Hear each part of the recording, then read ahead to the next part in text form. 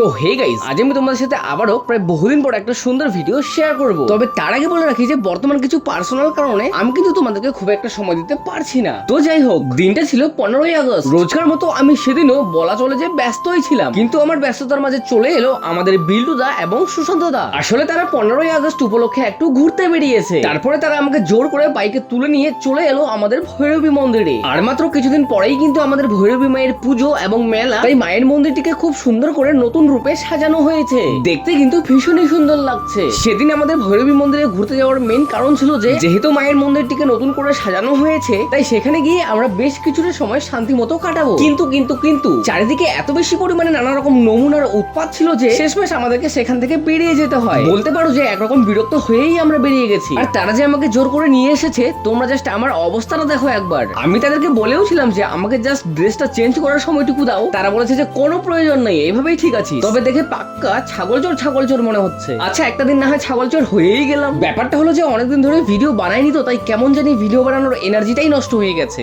আচ্ছা, আপাতত এই পর্যন্তই থাক। হ্যাঁ, তোমাদের সাথে আবার দেখা হবে পরবর্তী সুন্দর কোনো একটা ভিডিওতে, মানে যদি ইচ্ছে হয় আর কি।